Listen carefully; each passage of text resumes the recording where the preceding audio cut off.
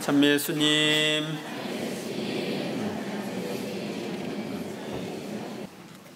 오늘은 연중 제30주일입니다. 오늘의 복음에서 예수님은 첫째 가는 계명과 둘째 계명에 대하여 말씀해 주십니다. 예수님께서 그에게 이르셨다. 내 마음을 다하고 내 목숨을 다하고 내 정신을 다하여 주 너희 하느님을 사랑해야 한다. 이것이 가장 크고 첫째 가는 계명이다. 이 계명은 사실은 하느님께서 먼저 우리를 향해 실천하신 것입니다. 하느님께서 먼저 마음과 목숨과 정신을 다하여 우리를 사랑하셨기 때문에 우리도 그렇게 사랑해야 한다는 계명인 것입니다. 우리는 이러한 하느님의 사랑을 잠시 살펴보겠습니다. 하느님은 마음을 다하여 나를 사랑하시는 분입니다.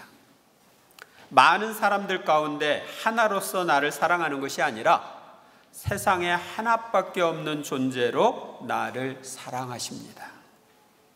나를 인류 역사상 유일무이한 존재로 창조하시고 마음을 다하여 나를 사랑하십니다. 여러분들이 지금 여러분들의 모습을 알 텐데 여러분과 똑같은 사람이 과거에 있었습니까? 앞으로도 있을 겁니까? 없어요. 그러니까 나와 똑같은 사람인 인류 역사상 나 하나밖에 없어. 그러니까 하나밖에 없는 존재로 창조했기 때문에 우리가 귀한 겁니다.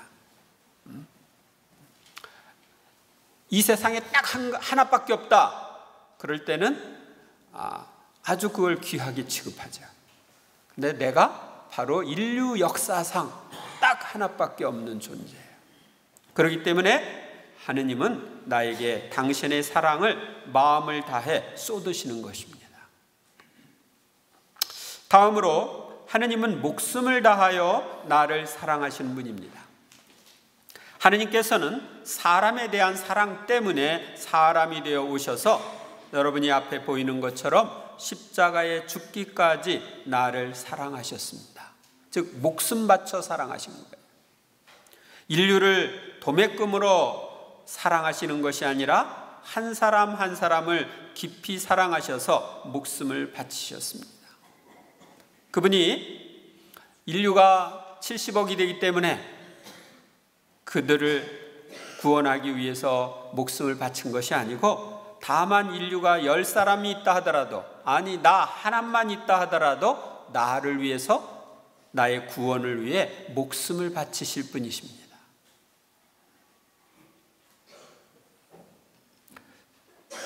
예수님을 통해서 나는 너희들을 목숨 바쳐 사랑한다 하는 것을 하느님이 보여주신 거예요.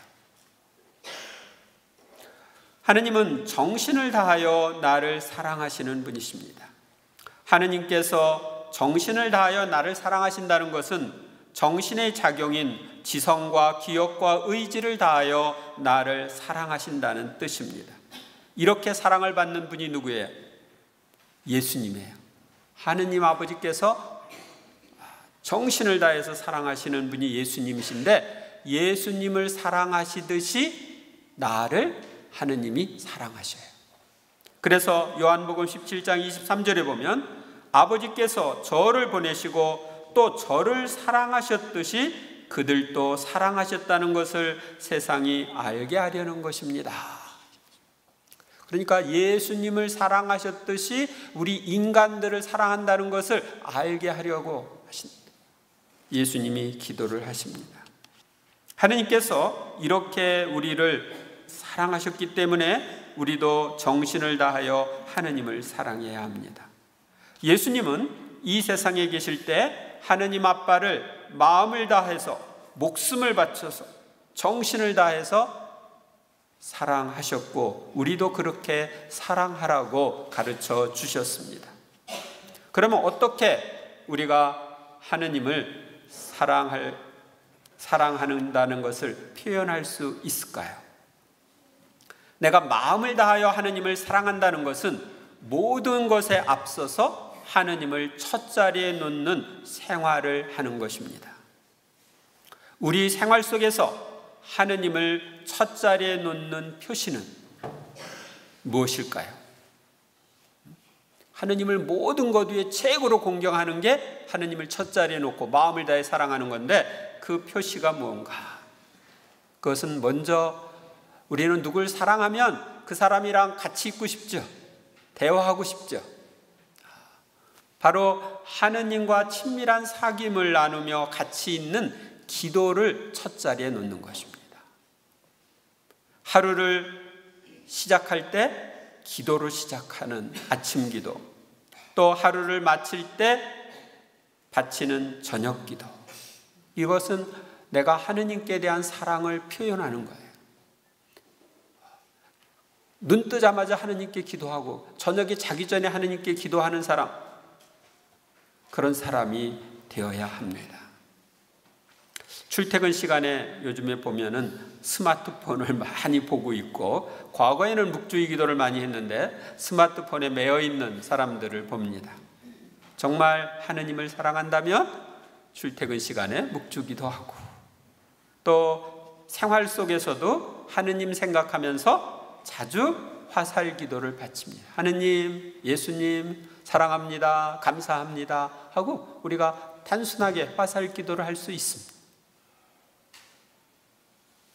목숨을 다하여 하느님을 사랑한다는 것은 나에게 목숨처럼 귀한 것을 하느님을 위해 기꺼이 내어놓는 것입니다. 하느님께서 원하신다고 생각할 때 내가 나에게 목숨처럼 귀한 시간이나 재물이나 재능을 기꺼이 하느님을 위해 내어놓는 것입니다.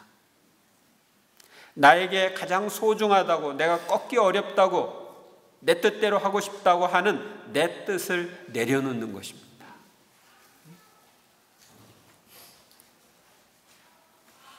정신을 다하여 하느님을 사랑한다는 것은 지성과 기억과 의지를 사용하여 하느님과 하느님의 말씀을 기억하며 그 말씀대로 사는 것입니다. 우리가 천국에 가면 앉으나 서나 하느님 생각만 하며 하느님을 사랑하는 것이 가능하지만, 이 지상에 사는 대다수의 사람들에게는 그것이 거의 불가능합니다.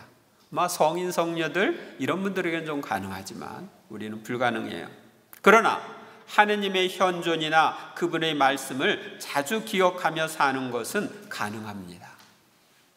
내가 생활 속에서 하느님의 현존을 의식하면서 자주 화살 기도를 바치거나 마음에 다가오는 성경 말씀이나 단어, 성경 구절, 또 어떤 단어, 이런 것들을 기억하면서 그대로 사는 것은 정신을 다하여 하느님을 사랑하는 훈련을 하는 것입니다. 그러다 보면 이제 생활 속에서 자주 하느님을 생각할 뿐만 아니라 앉으나 서나 하느님을 생각하는 그런 단계에 이르겠지. 마치 그 연애하는 사람이 상대방에 사로잡혀서 앉으나 서나 님 생각하는 것처럼 그렇게 되겠죠. 예수님께서는 이웃 사랑에 대한 말씀도 오늘 복음에서 하십니다. 내 둘째도 이와 같다. 내 이웃을 너 자신처럼 사랑해야 한다 하는 것이다. 이 말씀, 이웃을 너 자신처럼 사랑해야 한다는 말씀 실천하고 계신가요? 아닌가요? 이것을 실천하려면 어떻게 해야 할까요? 오늘의 독서는 그 해답을 주고 있습니다. 먼저 이웃을 사랑하는 방법은 이웃의 권리를 나의 권리처럼 인정하고 존중하는 것입니다. 오늘 제1독서인 출애굽기에 보면 너희는 이방인을 억압하거나 학대해서는 안 된다. 너희도 이집트 땅에서 이방인이었다. 오늘날 우리나라에는 외국인 노동자들이 많이 와 있습니다. 그들을 억압하거나 학대해서는 안 됩니다. 그들의 입장과 내 입장을 바꾸어 놓고 생각해야 합니다. 하느님께서 당신의 작품인 이웃을 나와 똑같이 창조하시고 나도 그렇게 사랑하기를 바라신다는 것을 기억해야 합니다. 너희는 어떤 과부나 고아도 억눌러서는 안 된다. 너희가 그들을 억눌러 그들이 나에게 부르짖으면 나는 그 부르짖음을 들어줄 것이다. 즉 힘이 없는 사람한테 갑질하면 안 되는 거예요. 바빌론 포로 생활을 한 후에 유다인들은 이웃사랑이라고 하는 이 구절을 동족만을 가리킨다고 생각했습니다. 그래서 유다인들은 동족이 아닌 이방인들은 멸시했습니다. 지금도 그렇기 때문에 자기네들은 하느님의 선택을 받은 선민 1등 국민이고 다른 사람들은 우리보다 못하다, 그러니까 마음대로 대해도 된다, 이런 생각을 하고 있기 때문에 지금 팔레스티나 지역에 있는 팔레스틴 사람들과 유다인 사이의 문제가 해결이 안 되는 거예요.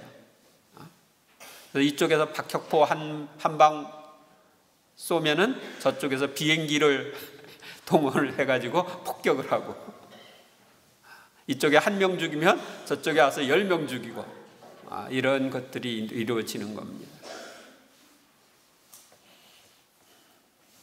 이것은 이웃이 나와 똑같다고 하는 것, 동등하다는 것을 인정하지 않는 데서 오는 것입니다. 이웃을 사랑하는 것은 이웃에게 물질적인 도움을 주는 것입니다. 너희가 나의 백성에게 너희 곁에 사는 가난한 이에게 돈을 꾸어 주었으면 그에게 채권자처럼 행세해서는 안 되고 이자를 물려서도 안 된다. 너희가 이웃의 겉옷을 담보로 잡았으면 해가 지기 전에 돌려주어야 한다 하고 오늘 제1독서는 말합니다. 가난한 이들이 돈을 꾸는 것은 벌어먹고 살기 위한 것인데 거기에다가 이자까지 받으면 더 힘들어집니다. 그래서 우리가 손가락질을 하는 이슬람교 있죠. 이슬람교에서는 이자를 못 받습니다. 이자가 없어요. 이자를 받지 않고 꾸어주는 것은 그 사람도 나처럼 잘 살도록 뒷받침해 주는 것이며 이웃 사랑을 실천하는 것입니다. 이자를 받는데 보통 신용 등급이 높은 사람들은 이자를 적게, 신용 등급이 낮은 돈이 없고 가난한 사람들은 이자 비율이 높게 이렇게 책정되죠. 그래요, 안 그래요? 그러다 보니까 돈 많은 사람은 돈 빌리기가 쉬워. 돈이 없는 사람들은 돈 빌리기가 어려워. 그래서 부익부 빈익빈이 계속되는 거예요. 더 심화되는 거예요. 만약 이런 것 부익부 빈익빈이 사라지고 복음적인 정신으로 한다면 어떻게 해야 될까요? 재산 1억 미만 가진 사람은 무이자, 1억 가진 사람은 연이자 1%, 10억 가진 사람은 10%, 20억 가진 사람은 20%, 100억 가진 사람은 연이자 100%. 이렇게 빌려줘야 돼요. 중소기업은 무이자나 아주 싼 이자로 해주고 대기업은 비싼 이자, 재산이 많을수록 비싼 이자를 해줘요. 그래서 너희들이 번 것 가지고 그냥 살아. 더 벌려고 하지 말고 그렇게 해야 되지 않겠습니까? 또 빚을 갚지 못한다고 담보로 잡은 것까지 가로채면 이웃은 알거지가 됩니다. 그런데 우리 사회는 그렇지 않죠. 그렇게 알거지로 만들고 있어요. 여기에는 이웃 사랑의 정신이 없습니다. 이웃을 사랑한다는 것은 이웃에게 복음을 전하는 것입니다.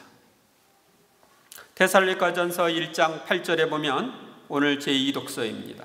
주님의 말씀이 여러분에게서 시작하여 마케도니아와 아카이아에 울려 퍼졌을 뿐만 아니라 하느님에 대한 여러분의 믿음이 곳곳에 알려졌습니다.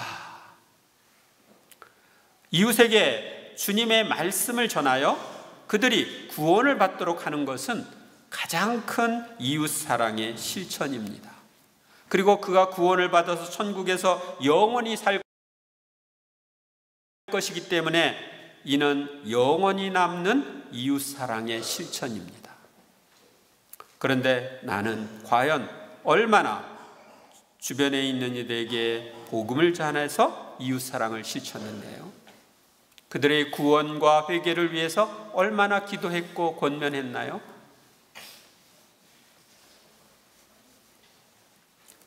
오늘 우리는 첫째 가는 계명과 둘째 가는 계명에 대해 들었습니다. 첫째 가는 계명대로 마음과 목숨과 정신을 다하여 하느님을 사랑하기 위해서 우리는 기도를 우리 삶의 첫 자리에 놓고 살아야 합니다. 그리고 나에게 목숨처럼 귀하다고 생각하는 시간이나 재물이나 재능이나 내 뜻을 기꺼이 하느님께 바치고 나의 정신으로 하느님과 그분의 말씀을 기억하며 살도록 힘써야 합니다. 둘째 계명대로 이웃을 나 자신처럼 사랑하기 위하여 이웃을 나와 똑같은 사람으로 존중하고 사랑하며 가난한 이웃과 물질을 나눔으로써 이웃 사랑을 실천하도록 해야 합니다. 무엇보다도 이웃에게 하느님의 말씀을 전하여 그를 영원한 구원의 길로 인도함으로써 영원히 남을 이웃 사랑을 실천해야 하겠습니다. 이런 삶을 앞으로 한 주간 동안 또 일생 동안 살기로 결심하고 그렇게 살 수 있는 은총을 청하도록 합시다.